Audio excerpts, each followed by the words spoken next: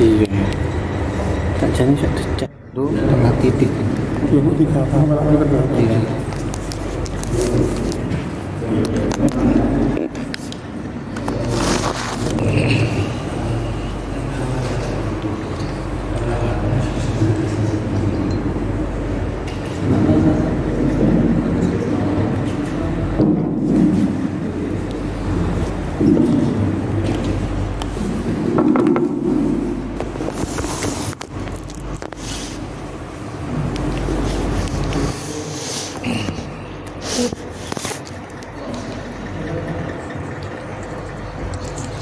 Iya, Hasan.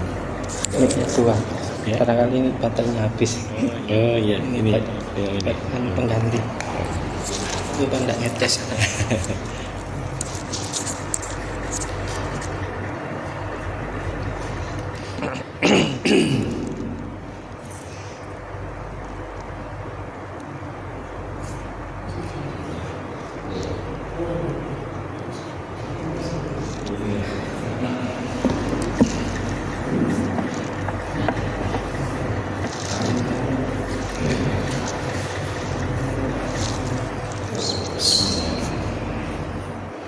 Assalamualaikum warahmatullahi wabarakatuh. Innal hamdalillah nahmaduhu wa nasta'inuhu wa nastaghfiruh wa na'udzu billahi min shururi anfusina wa min sayyiati a'malina. May yahdihillahu fala mudilla lahu wa may yudlil fala hadiya lahu. وأشهد أن لا إله إلا الله وحده لا شريك له وأشهد أن محمدا عبده ورسوله لا نبي بعده. اللهم صل وسلم وبارك على نبينا محمد وعلى آله وصحبه أجمعين. يا أيها الذين آمنوا اتقوا الله حق تقاته ولا تموتن إلا وأنتم مسلمون. يا أيها الناس اتقوا ربكم الذي خلقكم من نفس واحدة وخلق منها زوجها وبث منهما رجالا كثيرا ونساء واتقوا الله الذي تساءلون به والأرحام إن الله كان عليكم رقيبا. يا أيها الذين آمنوا اتقوا الله وقولوا قولا سديدا يصلح لكم أعمالكم ويغفر لكم ذنوبكم ومن يطع الله ورسوله فقد فاز فوزا عظيما. أما بعد فإن أصدق الحديث كتاب الله وخير الهدي هدي محمد صلى الله عليه وسلم وشر الأمور محدثاتها فإن كل محدثة بدعة وكل بدعة ضلالة وكل ضلالة في النار. Bapak-bapak dan ibu-ibu, saudara-saudari jamaah Masjid Al-Mujahidin yang dirahmati Allah Subhanahu wa taala. Alhamdulillah kita sangat bersyukur kepada Allah Subhanahu wa taala. Pada malam hari ini kita bersama-sama duduk di dalam majelis ilmu, di mana kita masih diberikan kesempatan dan umur serta semangat oleh Allah Subhanahu wa taala untuk melaksanakan ketaatan kepadanya, khususnya dalam hadir mengikuti kajian Islamiyah. Bapak Ibu jamaah sekalian yang dimuliakan Allah Subhanahu wa taala, kita akan berusaha terus untuk mencapai level sebagai hamba Allah yang selalu bersyukur dalam semua keadaan. Kalau kita sudah mampu bersyukur kepada Allah dalam semua keadaan, maka alamat dan pertanda hidup kita bahagia. Jadi Bapak Ibu jamaah sekalian yang dimuliakan Allah Subhanahu wa taala, kalau saat ini kita bersyukur atas sesuatu yang menyenangkan menurut pandangan kita, tapi belum bisa bersyukur dengan sesuatu yang tidak menyenangkan menurut pandangan kita, maka berarti belum mencapai level tertinggi dari orang-orang yang bersyukur. Jadi kalau ada yang menyenangkan kita bersyukur, lalu kalau ada yang tidak menyenangkan kita belum bersyukur, maka berarti level kita masih kurang.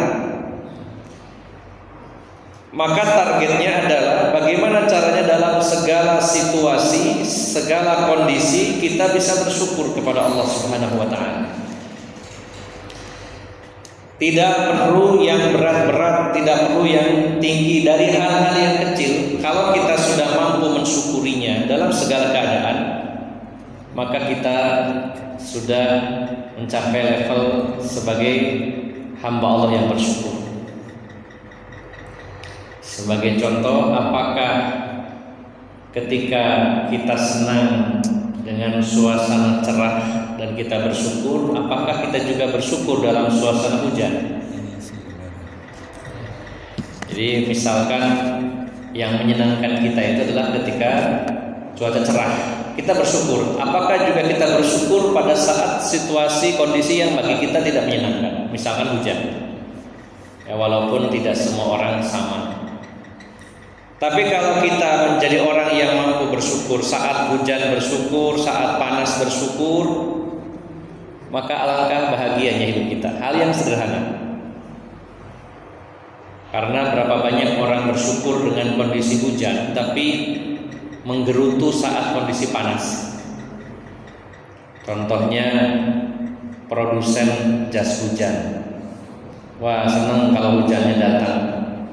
Hujannya turun terus, laris dagangannya. Kemudian sebaliknya, ya, para pemilik laundry atau mungkin sablon butuh panas, hujan terus sumpah. Ini umumnya manusia. Tapi apakah ada di antara kita yang hujan atau panas bersyukur, kemudian susah senang bersyukur, banyak duit, sedikit duit bersyukur? Ini luar biasa. Dan ini butuh latihan, butuh manajemen. Karena banyak dari kita mungkin kalau banyak duitnya senang dan bersyukur, tapi kalau pas nggak ada duit berat untuk bersyukur. Ya. Bagaimana caranya supaya kita menjadi orang yang mencapai level sebagai hamba Allah yang bersyukur dalam semua keadaan? Caranya adalah bagaimana supaya Allah itu mencintai kita. Kuncinya itu. Kita berusaha bagaimana supaya Allah itu mencintai kita. Karena kalau Allah sudah mencintai kita, apapun keadaan yang kita rasakan, apapun yang kita alami, itu pasti kebaikan. Namanya yang cinta itu kan tidak mungkin mencelakakan, tidak mungkin menyusahkan. Kalau kita dicintai oleh Allah, keadaan kita sekarang apapun, itu pasti yang terbaik. Walaupun kadang-kadang menurut kita mungkin tidak baik. Menurut kita hitungannya kalau kita banyak duit itu baik. Dan kalau duitnya sedikit, apalagi kekurangan, itu tidak baik. Tapi kalau Allah mencintai kita, kita dalam keadaan banyak duit itu kebaikan. Kalau kita gak punya duit juga kebaikan. Nah, coba kita renungkan sejenak, kalau kita dicintai Allah, apapun keadaan kita saat ini, itu yang terbaik, karena Allah cinta kita. Ada kalanya dengan rasa cinta itu tidak harus selalu menyenangkan bagi yang dicintainya. Demi kebaikan yang kita cintai, ada kalanya kita harus nyeples. Coba anak kita saking cintanya, kita saking cinta kepada anak kita, sampai kita pun kadang memukulnya dalam rangka mendidik. Bahkan karena cinta kepada anak kita itu harusnya di rumah, berkumpul dengan kita, makan bersama, bercanda bersama, nonton bareng, ya, tidur diceritain, itu maunya kita. Tapi karena cinta kepada anak kita, kita biarkan mereka tinggal di pondok. jauh dari kita, dengan kehidupan yang sederhana bersama teman-temannya. Itu kita lakukan apa? Karena kita cinta. Nah, begitu pula Allah Subhanahu wa taala. Kalau Allah sudah mencintai kita, keadaan kita apapun saat ini itu pasti yang terbaik. Walaupun menurut kita jelek, tapi pasti bagi Allah itu baik karena Allah cinta kepada kita. Nah, disinilah Bapak Ibu jamaah sekalian, kalau kita sudah mencapai level tersebut, masya Allah hidup ini bahagia. Saat hujan, ya Allah, alhamdulillah, Engkau kasih hujan. Ya, semuanya jadi subur, udara jadi adem. Ketika panas, alhamdulillah ya Allah, Engkau beri panas. Baru mataharinya satu, panasnya kayak gini, untung nggak Engkau kasih 7. Ya, misalkan contohnya begitu, di manage. Semua keadaan, ya, semua keadaan. Nah, ini yang dicapai oleh Rasulullah SAW. Beliau ketika mendapatkan kesenangan, beliau mendapatkan kebahagiaan, beliau mengatakan alhamdulillah bi ni'matihi tatimmus shalihat. Segala puji bagi Allah, dengan nikmatnya semakin sempurnalah kebaikan. Dan ketika mendapat sesuatu yang tidak menyenangkan, Rasulullah mengatakan alhamdulillahi ala kulli hal. Segala puji bagi Allah dalam semua keadaan. Senang alhamdulillah, susah alhamdulillah. Ini tidak mudah lagi. Hanya seringkali para penceramah mari kita bersyukur, tapi nyatanya level sebagai hamba yang bersyukur itu belum kita capai kadang. Bagaimana caranya? Latihan dari hal-hal yang sekecil apapun, keadaan bagaimanapun disyukuri. Punya istri satu, alhamdulillah, istri satu. Daripada ada bojo, masih mending saya punya istri satu. Amanahnya nggak terlalu berat. Ya, saya punya istri 2, ya alhamdulillah, berarti dipercaya sama Allah, diberi amanah lebih berat. Semoga pahalanya lebih banyak. Pak, saya belum punya istri, ya mungkin yang terbaik ini. Terus bagaimanapun keadaannya, ya selalu berpositif thinking kepada Allah Subhanahu wa taala. Jadi kalau bisa para penceramah termasuk saya mengajak mari kita bersyukur, selalu diawali dengan itu. Harus ada penekanan gitu. Supaya motivasi bagi saya pribadi dan bagi Bapak Ibu jamaah sekalian, mari kita mencapai level yang tertinggi sebagai hamba yang bersyukur dalam semua keadaan. Dan itu bisa dilatih dari hal-hal yang kecil-kecil keseharian, apapun yang kita rasakan, kondisi apapun kita syukuri. Ketika sehat, alhamdulillah ya Allah Engkau beri sehat. Dengan sehat saya banyak beribadah kepadamu. Begitu sakit, alhamdulillah ya Allah Engkau beri sakit, saya jadi sedikit maksiat. Alhamdulillah dengan sakit insya Allah digugurkan dosa-dosa saya, dibersihkan dosa-dosa saya, menikmati sakit itu. Meskipun sikile abuh misalnya ya, gara-gara asam urat saulan gak mari-mari, ya Allah alhamdulillah saulan penuh digosok dosone. Begitu Pak ya. Soalnya saya sedang asam urat. Menghibur diri gitu. Ya ini benar sekali Pak, begitu Pak. Jadi kita belajar bersama Pak ya. Belajar supaya membiasakan diri bersyukur kepada Allah. Apapun keadaannya. Selama kita berbaik sangka bahwa Allah itu cinta saya, bagaimanapun hasilnya nanti, bagaimanapun keadaannya, pasti yang terbaik untuk saya. Nah ini kalau bisa kita mencapai level tersebut, hidup itu rasanya ringan. Ya sekali lagi butuh latihan, membiasakan dari hal-hal yang kecil sehingga lambat laun akan terbiasa. Baik Bapak Ibu jamaah sekalian, itu sekedar mukadimah yang mudah-mudahan bermanfaat bagi saya, umumnya bagi Bapak Ibu jamaah sekalian. Pada malam hari ini kita akan membahas sebuah tema yang sederhana, yaitu menjadikan Ramadan tahun ini adalah Ramadan terbaik kita. Kalau kita hitung-hitung bapak-bapak dan ibu-ibu jamaah sekalian, kita ini sudah mengikuti puasa Ramadan itu mungkin puluhan kali. Bagi bapak-bapak yang usianya sekitar 40 sampai 50 rata-rata ya. 40 sampai 50, ambil tengah-tengahnya 45. Baligh usia anggap saja 15. Ya, kalau anak sekarang lebih instan, lebih cepat, ya, serba instan, sampai balik pun lebih instan. Entah kebanyakan apa itu ya, kebanyakan pur nih ayam ya, nih orang enggak ya. Jadi cepat sekali baliknya. Tapi anggap rata-rata 15 tahun yang laki-laki. Kalau usia sekarang 45, baliknya usia 15, berarti mulai dicatat amal-amal kita dan dosa kita itu sejak usia 15 sampai 45, yaitu selama 30 tahun. Artinya kita kurang lebihnya sudah berpuasa Ramadan sebanyak 30 kali kurang lebihnya. Apalagi yang sudah umurnya 50, tinggal nambahkan ya kurang lebihnya 35 kali puasa.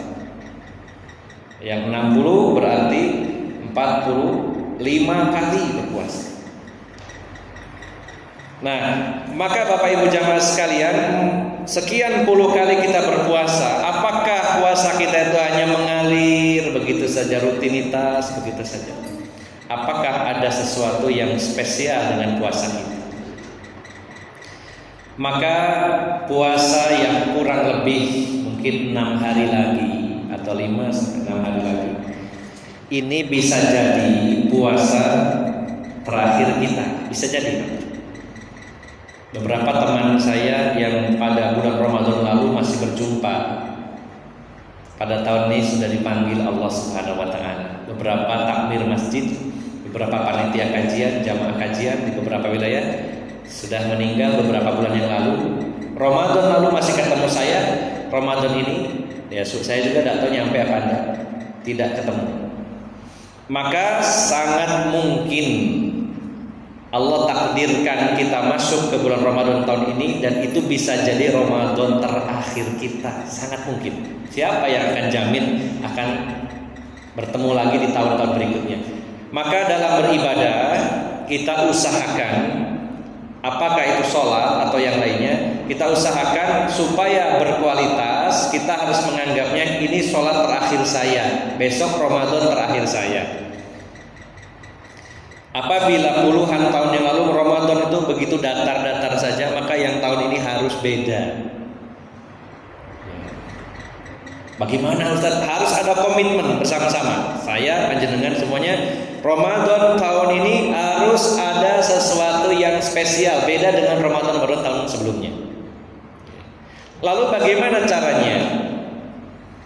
Saya merangkum beberapa poin supaya puasa Ramadan tahun ini mudah-mudahan menjadi Ramadan yang terbaik selama kurun terakhir. Kalau memang Allah takdirkan beberapa tahun ke depan masih hidup, mudah-mudahan tahun berikutnya lebih baik lagi dan lebih baik lagi. Tapi setidaknya Ramadan ini kita jadikan Ramadan yang terbaik selama kita mengikuti puasa di bulan Ramadan puluhan tahun ini. Ada beberapa poin supaya Ramadan kali ini menjadi spesial dan mudah-mudahan jadi Ramadan yang terbaik. Yang pertama, hendaknya kita rindu dan kangen serta berharap-harap kepada Allah, bahkan meminta kepada Allah agar bertemu dengan Ramadan.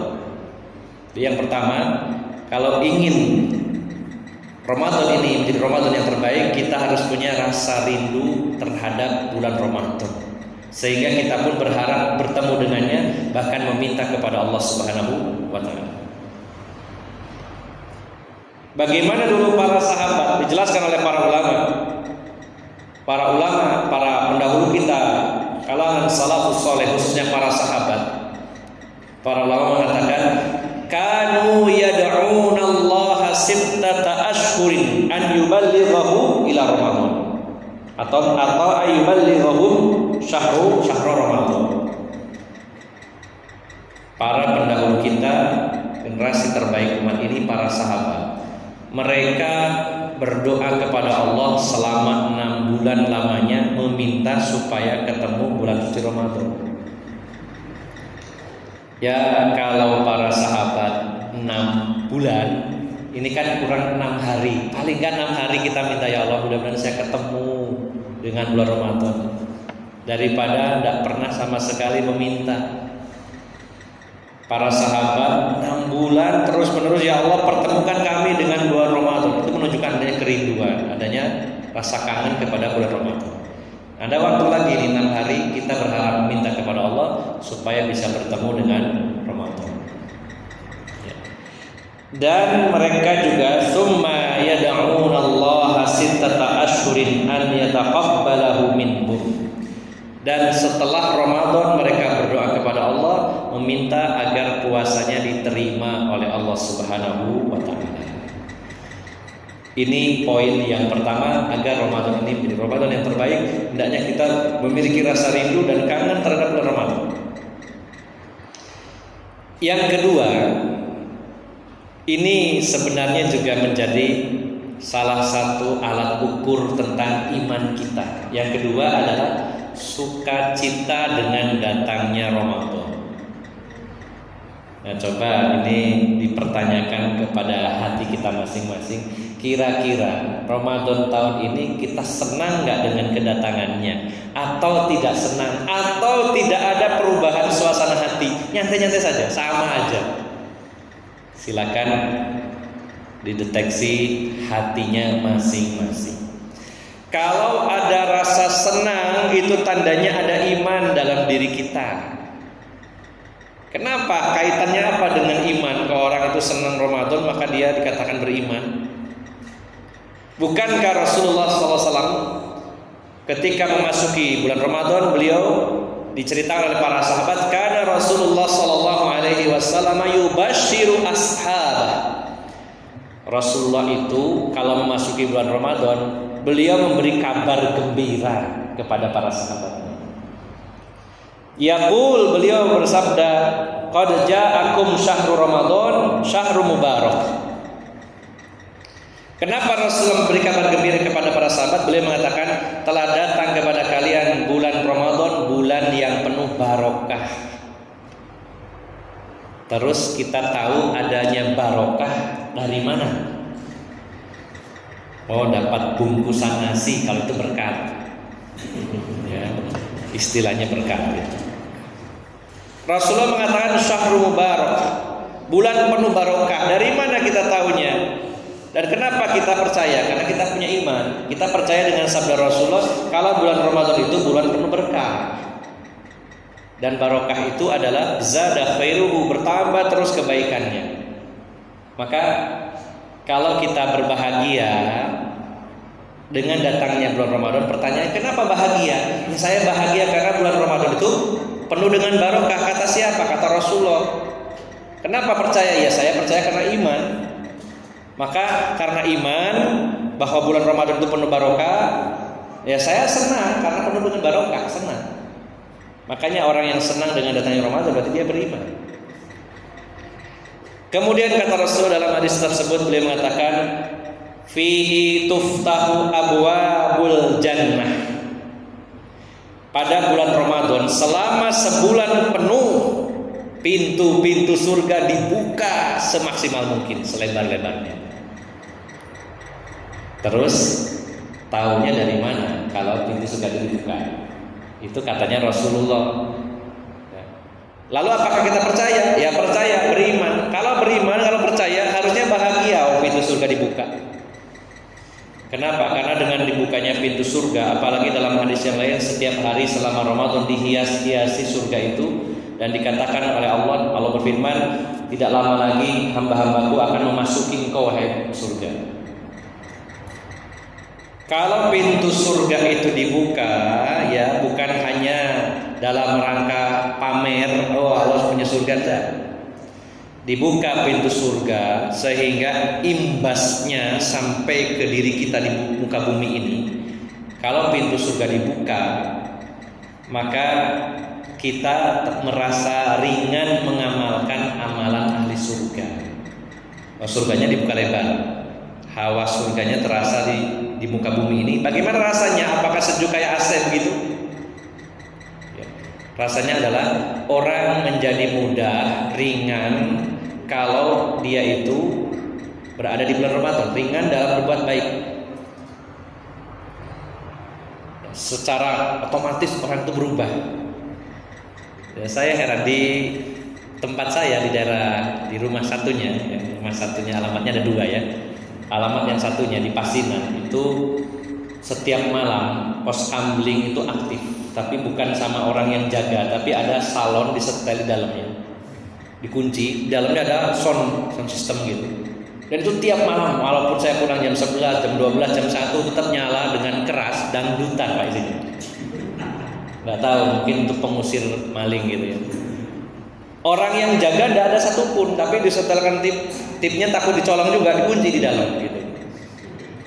Tiap malam saya lewat, saya mikir orangnya nggak terpeken yang di depan atau di belakang pos kamling. Nah, uniknya ini sudah 3 hari ini setiap saya lewat ke situ diganti murotal. Oh, ini kan saya mikir apa ya kok diganti jadi ngaji ini ya?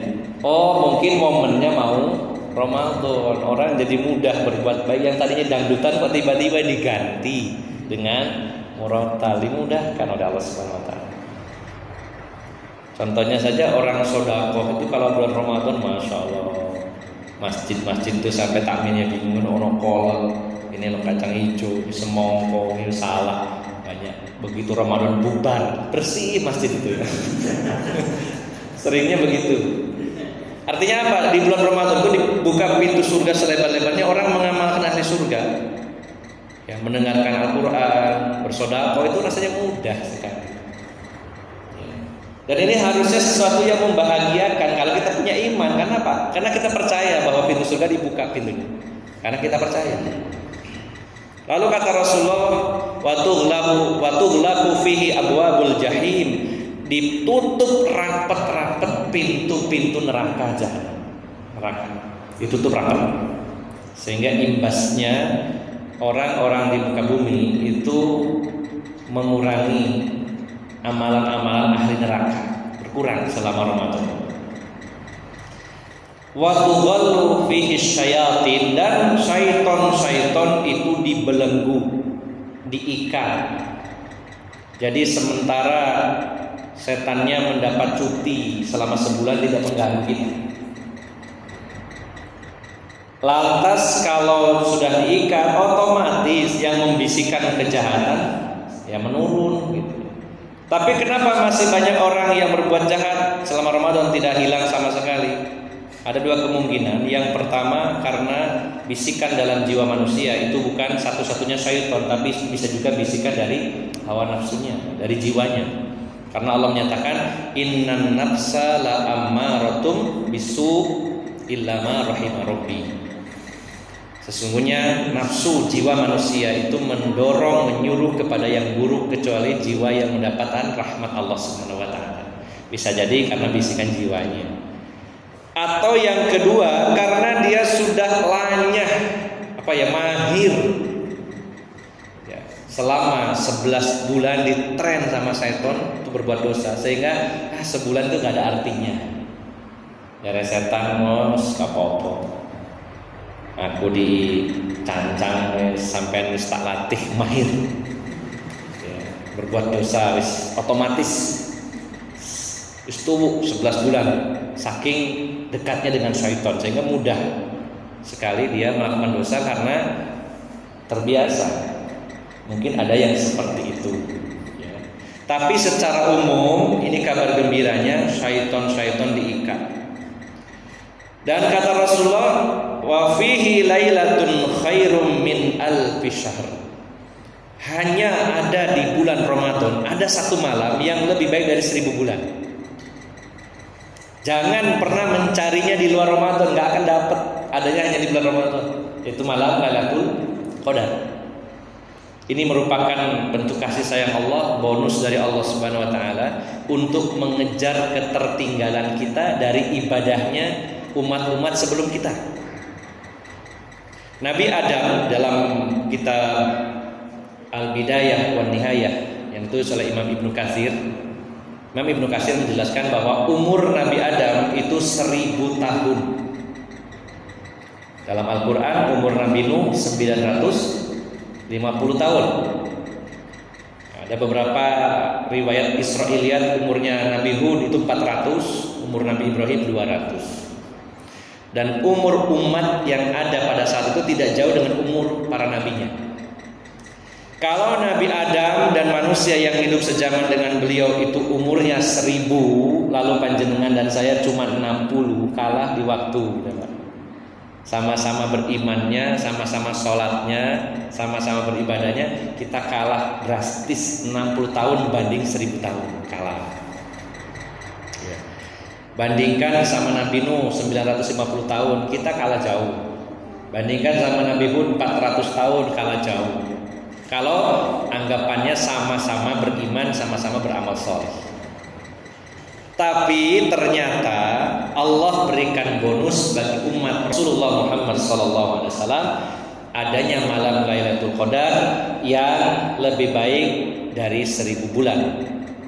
Berarti kalau bapak-bapak ada yang sudah berpuasa 30 tahun atau 30 kali Ramadan dan mendapatkan malam Lailatul Qadar, berarti sama dengan 30.000 bulan.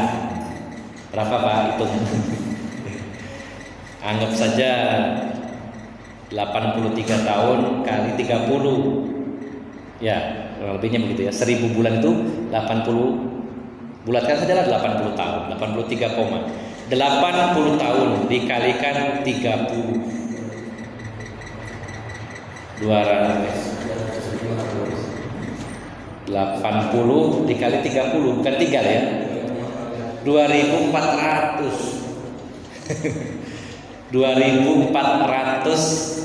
berapa tahun ya, 2400 tahun. Kalau kita ibadah 1 malam dan sudah 30 Ramadan kita dapat malam Lailatul Qadar, berarti kita sama dengan ibadah 2400 tahun, nyalip Nabi Adam, nyalip Nabi Nuh, bisa jadi begitu. Lantas bagaimana tidak bahagia dengan berita itu? Nah, makanya kenapa saya kaitkan orang kalau kedatangan Ramadan dia senang, berarti dia beriman. Kenapa? Dia percaya bahwa di situ banyak kelebihan. Kalau kita ini sumpah aneh ya, diberi kabar gembira dengan begitu hebatnya Ramadan, dia nggak senang. Kenapa gak senangnya? Apa karena gak percaya? Atau gak senangnya karena apa? Karena terbiasa berbuat dosa terus kayak terhalangi atau bagaimana? Nah, ini pertanyaannya di situ. Maka ini kembali kepada diri kita masing-masing. Kalau ingin Ramadan tahun ini menjadi Ramadan yang terbaik, setelah kita merindukan kehadirannya, lalu kita bersuka cita dengan kedatangannya. Ya. Dan Allah Subhanahu Wa Taala di dalam Al-Quran dalam surat Yunus ayat 58 Allah berfirman, "Qul bi fadlillahi wa bi rahmatihi fabidzalika falyafrahu huwa khairum mimma yajma'un." Salat dalam surat Yunus ayat 58. "Qul bi fadlillahi wa bi rahmatihi fabidzalika falyafrahu huwa khairum mimma yajma'un." Katakan wahai Muhammad, dengan karunia Allah dan rahmatnya hendaklah mereka itu bergembira. Hendaklah mereka bergembira. Karena karunia dan rahmat Allah itu lebih baik dari apa yang mereka kumpulkan selama ini. Lebih baik. Nah, ini perintah di dalam Al-Quran untuk bersukacita dengan karunia dan rahmat Allah Subhanahu Wa Taala. Ramadan ini karunia dari Allah Subhanahu Wa Taala, maka kita diperintahkan untuk bersukacita, untuk berbahagia.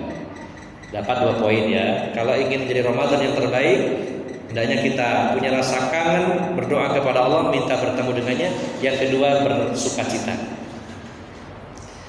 Yang ketiga, ini yang sering saya ulang-ulang, bahwa apabila kita ingin bersemangat di bulan suci Ramadan, apabila ingin disenangi oleh Allah Subhanahu Wa Taala saat berada di bulan Ramadan, maka hendaknya kita memiliki persiapan sebelum memasuki Ramadan.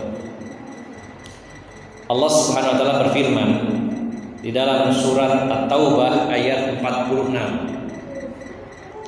Allah berfirman, "Walau aradul khuruja la a'addu lahu 'uddatan walakin karihallahum bi'athahum fasabbatahum wa qila qudu ma'al qaidin."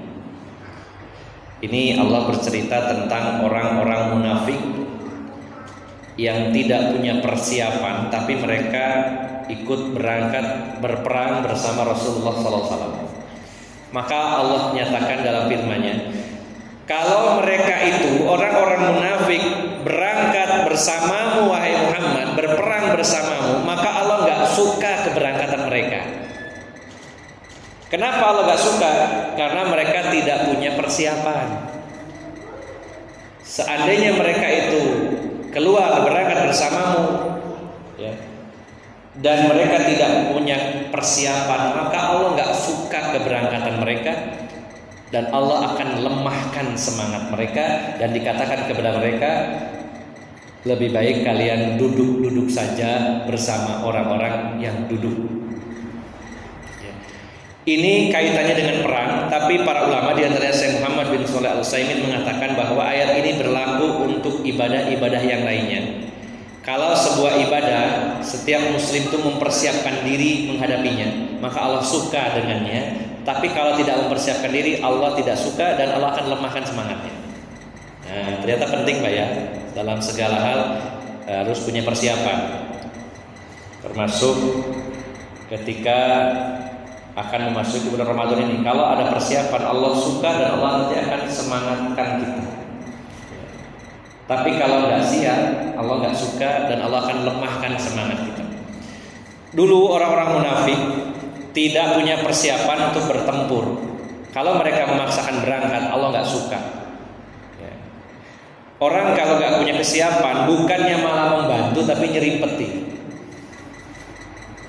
Bah, kalau orang nggak punya kemampuan, jadi bukan hanya persiapannya itu hanya memiliki perbekalan, memiliki persenjataan, tapi juga kemampuan menggunakannya. Kalau punya persenjataan saja tidak cukup karena nggak bisa menggunakan. Ya, bawa mortir harusnya melontar, jatuhnya di depannya, kan bahaya Pak. Bukannya menghancurkan musuh, menghancurkan diri sendiri karena nggak punya kemampuan, nggak punya kesiapan, gopo. Ya. Banyak itu kejadian kalau lihat di YouTube, tapi dalam rangka latihan ya. Harusnya melontar, jatuhnya di depannya, ledos dewe gitu. Karena nggak punya kesiapan. Ini dalam bicara masalah perang, tapi berlaku juga dalam semua ibadah harus ada persiapan. Persiapan apa kalau puasa, Bapak Ibu jamaah sekalian? Yang paling penting nomor 1, persiapan ilmu. Coba dibuka lagi Pak beberapa hari ini fikih Ramadan, barangkali ada hukum-hukum yang lupa. Kadang-kadang kita sudah tahu tapi lupa, perlu dibuka-buka lagi. Apa ya kira-kira yang membatalkan puasa itu? Apakah juga masih ada yang salah paham, tidak bisa membedakan membatalkan puasa atau membatalkan pahala puasa? Sehingga dihukumi sama, pokoknya kalimatnya batal, dianggap sama, padahal beda. Membatalkan puasanya atau membatalkan pahala puasanya, beda. Ada memang dalam hadis Nabi bahwa perkara-perkara yang membatalkan pahala puasa diantaranya melihat lawan jenis dengan syahwat.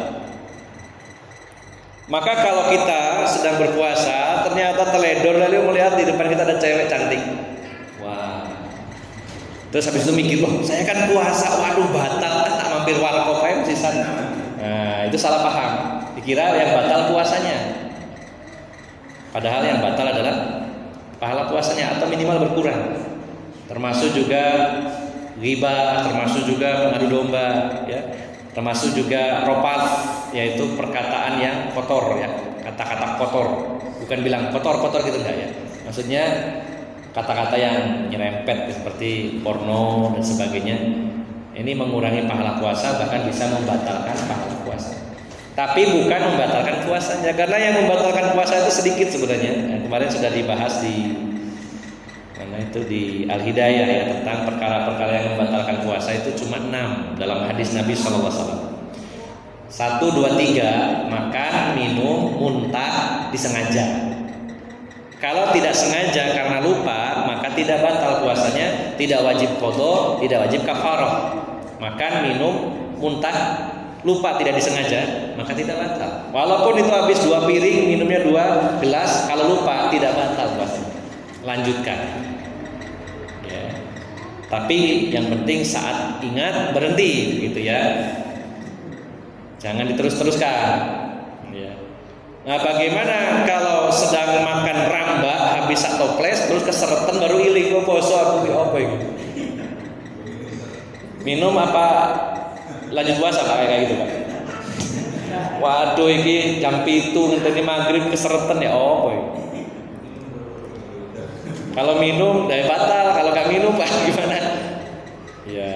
Ya diukur aja Pak ya, kalau memang membahayakan nyawa terutama, membahayakan kesehatan, ya sudah terpaksa batal. Tadi salahnya lupanya saat makan rambak baru ingat pas keseretan.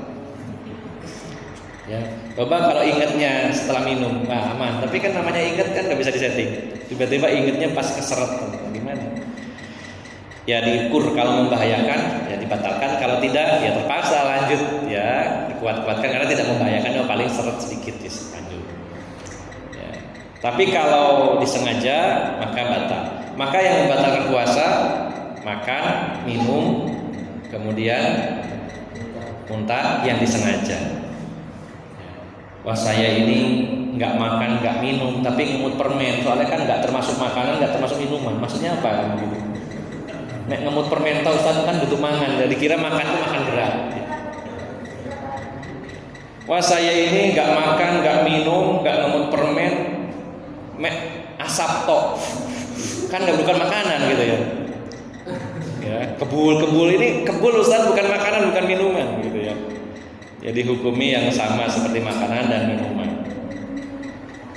Saya ini nggak makan, nggak minum, nggak ngemut permen, nggak rokokan, tapi diinfus makanan, ben gak loyo, ya sama aja gak ada artinya puasa. Nah, itu dihukumi yang sama. Tapi poin intinya adalah makan, minum, muntah disengaja. Yang keempat, kelima, haid dan nifas.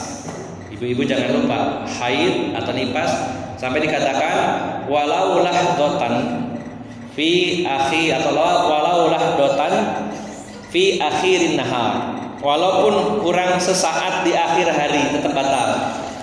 Jadi kalau maghribnya jam 5:30, jam 17.30, kemudian jam 17.25 ternyata datang ya tamunya, datang bulan, kurang 5 menit tetap batal ya. Walaupun kurang sedikit tetap batal. Dan wajib qadha, harus membayar. Bayarnya ya 1 hari, jangan 5 menit ya. Kurang 5 menit bayarnya 5 menit. 1 hari penuh ya, ibu. Nah yang terakhir al-jima, yaitu hubungan intim. Makan, minum, muntah disengaja, haid, nifas, jima, hubungan intim. Nah, termasuk bagian dari jima ini, walaupun tidak langsung dengan lawan jenis, mengeluarkan secara sengaja, tetap batal puasanya. Selain berdosa, batal juga. Ya. Tapi kalau nggak sengaja, aku dewe, dan itu tidak membatalkan, dilanjut puasanya. Misalkan mimpi basah, maka tidak membatalkan. Nah, jadi ini masalah fikih Ramadan, monggo dibuka-buka kembali. Apa rukun puasa, apa yang membatalkan puasa, apa sunnah-sunnah puasa, apa yang dibolehkan saat berpuasa. Ini perlu dipersiapkan. Ini adalah bentuk persiapan kita, persiapan ilmu. Yang kedua, tidak kalah penting, persiapan fisik. Ya monggo. Gimana ya caranya ini 6 hari kurang 6 hari ini mau puasa supaya sehat. Diukur asam uratnya saya telulas kayak apa modunan ini. Diusahakan ya, supaya di Ramadan sehat. Waktu pilek segera berusaha untuk sembuh supaya pas Ramadan sehat. Ini persiapan namanya. Walaupun itu berupa persiapan fisik. Nah, tambahan lagi persiapan apa? Kalau ada persiapan uang. Kalau ada. Kalau nggak ada, apa yang dipersiapkan? Siapkan uang. Kenapa dipersiapkan? Oh, ini mudah-mudahan nanti saya sisihkan untuk Ramadan. Saya ingin memberikan takjil, saya ingin bersedekah, saya ingin beli air minum kemasan nanti dibagikan sembarang. Itu namanya persiapan. Pokoknya bentuk persiapan dalam rangka menyambut Ramadan, sesuatu yang dibolehkan, maka ini Allah cintai. Dan nanti efeknya adalah Allah akan jadikan kita semangat di dalam bulan Ramadan kalau kita punya persiapan. Maka Ramadan ini akan menjadi Ramadan yang terbaik. Pertama, kita punya rasa kangen dengan Ramadan, berdoa kepada Allah. Yang kedua, kita bersukacita dengan kedatangannya. Yang ketiga, mempersiapkan diri. Nah, lalu yang terakhir, Bapak Ibu jamaah sekalian, supaya Ramadan kali ini bisa lebih baik dan spesial, kita memasuki bulan Ramadan bukan hanya sekedar puasa, tapi nilai-nilai dari puasa kita perkuat lagi. Contohnya apa? Belajar tentang keikhlasan. Kita berpuasa sebulan penuh dilatih oleh Allah Subhanahu wa taala untuk membiasakan diri ikhlas. Karena ibadah yang kata Imam Ibnu Hajar Al-Asqalani ketika beliau menjelaskan hadis yang berbunyi hadis qudsi, Allah berfirman, ya, kullu amali ibni Adam lahu hasanah wal hasanatu bi asyri amsalha illa siyam fa innahu li wa ana ajzi bihi. Setiap amal Bani Adam itu baginya satu kebaikan dan akan dilipat gandakan 10, minimal 10, kecuali puasa. Karena itu untukku dan aku sendiri yang akan membalasnya. Nah, kalimat aku sendiri yang membalasnya, kenapa puasa itu dibedakan? Kata Imam Ibnu Hajar Al-Asqalani, karena puasa itu ibadah yang Allah syariatkan yang paling minim untuk riya, bahkan tidak ada riya. Kalau ibadah yang lainnya itu masih peluangnya riya ada. Sholat masih ada peluang riya. Kalau sendirian Allahu Akbar, qul huwallahu ahad, Allahu samad, lam yalid wa lam yulad wa lam yakul lahu kufuwan ahad. Begitu banyak orang amma yatasaalun. Bisa ada peluang, misalkan begitu ya.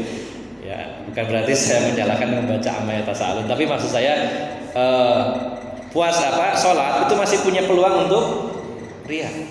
Sedekah, wah, sangat mungkin. Dan itu terkembalinya kepada niat ya. Diumumkan sumbangan hari ini dari Bapak Abdullah sebanyak 1 juta rupiah. Itu tergantung niatnya. Niatnya apakah untuk riya atau menyemangati orang lain supaya saya sedekahnya sekian, masuk sampai enggak sedekah misal. Tapi peluang untuk riyanya dalam sedekah sangat besar. Kalau haji, wah ini juga, wah datang undangan, saya mau berangkat haji nih, sekampung diundang, tapi dalam rangka pamer misalkan ya. Kembalinya kepada niat. Umroh atau apa saja. Tapi kalau puasa mamerinnya gimana ya? Kalau nggak ngomong orang nggak tahu. Mbak, orang 30 ngumpul siang hari, kita nggak tahu kalau nggak ditanyain. Ya. Atau orangnya sendiri yang ngomong, aku puasa loh ya, karena dulu nih latku putih gitu. Ya. Putih sariawan itu belum. Ya. Jadi betul sekali bahwa puasa ini ibadah yang paling aman dari sifat riya. Susah untuk riyanya karena tidak kelihatan. Makanya Allah akan balas sendiri. Maka bapak-bapak ibu jamaah sekalian, nah puasa kali ini kita kuatkan lagi bahwa saya sedang di training oleh Allah Subhanahu wa taala belajar untuk ikhlas. Ikhlas. Karena puasa ini sebulan penuh ibadah yang paling minim untuk berlaku atau bersifat riya. Latihan untuk ikhlas. Dan mudah-mudahan nantinya keluar Ramadan itu betul-betul menjadi orang yang ikhlas. Dan juga yang terakhir sebagai penutup, Ramadan ini harus spesial sebagai training latihan kita membiasakan diri menjauhi maksiat. Karena pada saat puasa orang mau bermaksiat itu lebih berat. Nah, itu kita biasakan. Mau bermaksiat, oh iya, puasa emang puasa nggak sih dawes. Biasanya orang berpikir simpel begitu. Maka selama sebulan ini Allah inginnya kita ini membiasakan diri menjauhi perkara-perkara yang diharamkan oleh Allah Subhanahu wa taala. Sehingga Bapak Ibu jamaah sekalian, puasa Ramadan sebulan penuh itu ada hasilnya gitu. Kita menjadi orang yang biasa ikhlas, kita biasa meninggalkan perkara-perkara yang diharamkan oleh Allah Subhanahu wa taala. Jadi inilah beberapa poin dari sekian poin, mungkin ada yang lain. Maka puasa kita akan terasa lebih spesial. Satu, dengan adanya rasa kangen bertemu dengan Ramadan, dibuktikan dengan doa kita kepada Allah Subhanahu wa taala. Yang kedua, bersukacita datangnya Ramadan. Yang ketiga, mempersiapkan diri, baik itu ilmu, fisik, harta, dan lain-lainnya. Dan yang keempat, mari kita jadikan Ramadan tahun ini sebagai ajang training, latihan kita menempa jiwa kita supaya kita menjadi orang-orang yang ikhlas dan membiasakan diri meninggalkan apa-apa yang diharamkan oleh Allah Subhanahu wa taala. Demikian Bapak Ibu jamaah sekalian, semoga nasihat sederhana ini bisa bermanfaat khususnya bagi diri saya, umumnya bagi bapak-bapak dan ibu-ibu jamaah sekalian. Oh iya, monggo. Baik.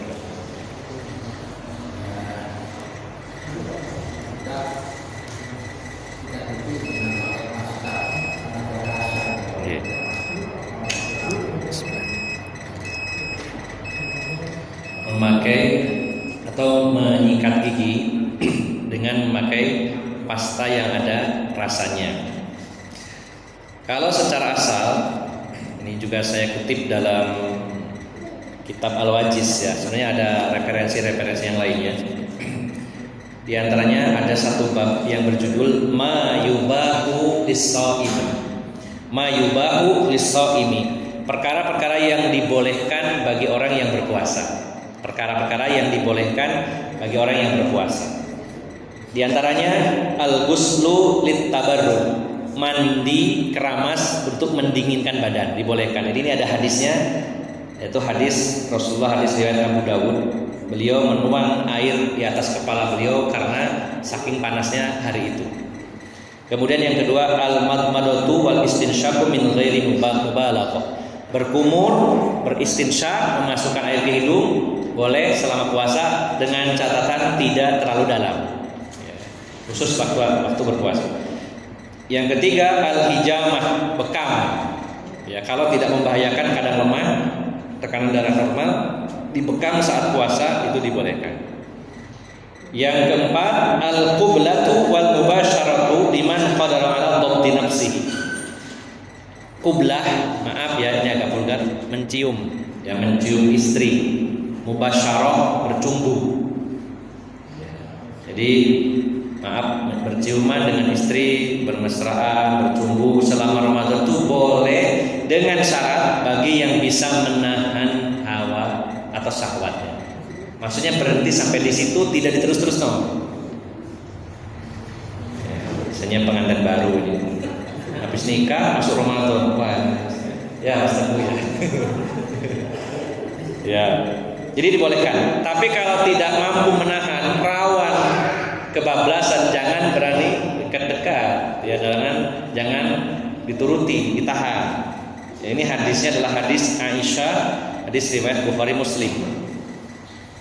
Kemudian ini saya baca biar agak lengkap ya sedikit ya. An yusbiha junuban. Yang dibolehkan saat berpuasa adalah masuk waktu subuh dalam keadaan junub. Rasulullah itu mandi bukan karena puasanya, mandi janabah, tapi karena mau melakukan sholat subuh.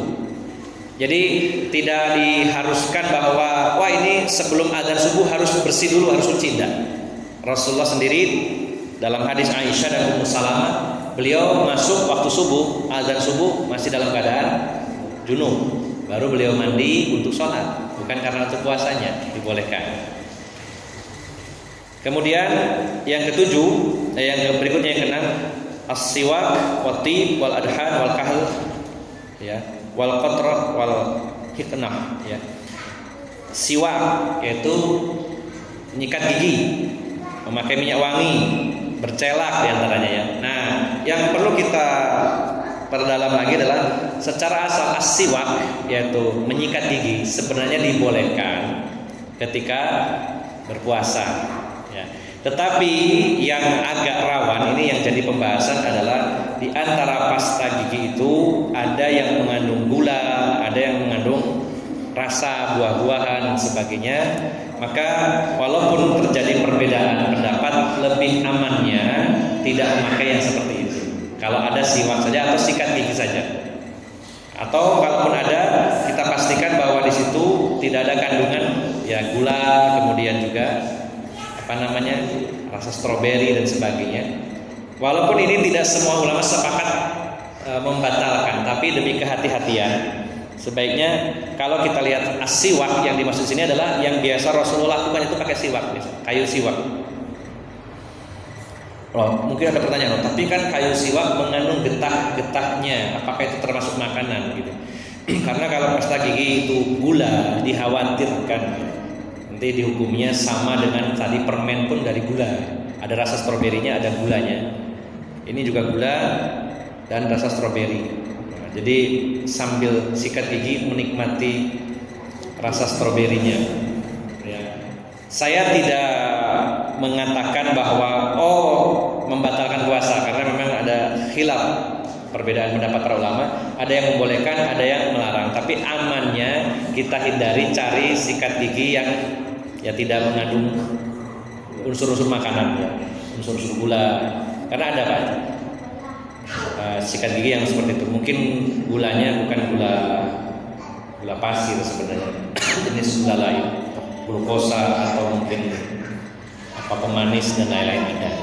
Jadi amannya adalah kita cukup sikat gigi yang tidak mengandung itu semua. Misalkan tanpa odol atau pakai odol yang tidak mengandung rasa-rasa seperti itu untuk menghindari rawannya batal puasa kita. Jadi demikian. Tapi secara asal as-siwak itu dibolehkan. Ya. Nah, ini beberapa perkara yang dibolehkan saat berpuasa. Demikian Pak gambarannya. Kalau bisa dihindari saja, dan masih ada pilihan-pilihan yang lainnya yang tidak rawan. Artinya ketika terjadi perselisihan di kalangan ulama, maka yang terbaik adalah keluar dari perselisihan itu dengan cara tidak memakainya. Wah, ini ada yang membolehkan, ada yang tidak membolehkan. Maka yang paling aman yang tidak memakai. Itu berarti keluar dari khilaf para ulama. Sama dengan misalkan nih, contoh dalam masalah agama. Yang benar itu sholat subuh itu pakai kunut apa tidak? Misal ya, ilmu kita masih kurang dalam hal itu. Yang katanya yang satu mengatakan sunnah, yang satu mengatakan ini bid'ah, misalkan begitu. Maka yang selamat, yang aman adalah yang tidak berkunut, karena lepas dari semua perselisihan sebenarnya. Nah, itu di antara contohnya. Kalau masalah ini ada odol yang merasa ini, ada sebagian membolehkan, sebagian tidak, maka yang paling aman adalah keluar dari perselisihan itu dengan tidak memakainya. Ini yang paling mudah. Tapi kalau kita meyakini, saya ambil pendapat yang membolehkan, atau saya ambil pendapat yang tidak membolehkan, itu silakan. Tapi kalau keluar dari perselisihan itu, maka itu lebih aman. Demikian. Allahu a'lam. Oke, cukup ya Pak ya. Alhamdulillah. Karena sudah masuk waktu Isya, kita tadi saya cukupkan sampai di sini. Semoga Allah Subhanahu wa taala mempertemukan kita dengan bulan suci Ramadan tahun ini. Semoga kita diberikan panjang umur, sehat, rohani maupun jasmani, dan punya persiapan dari semua sisi untuk menyongsong Ramadan tahun ini. Demikian dari awal hingga akhir. Apabila ada perkataan maupun perbuatan yang kurang berkenan, saya mohon maaf yang sebesar-besarnya. Aqulu qawli hadza wa astaghfirullah li wa lakum wa akhiru da'wana alhamdulillahi rabbil alamin. Wassalamualaikum warahmatullahi wabarakatuh.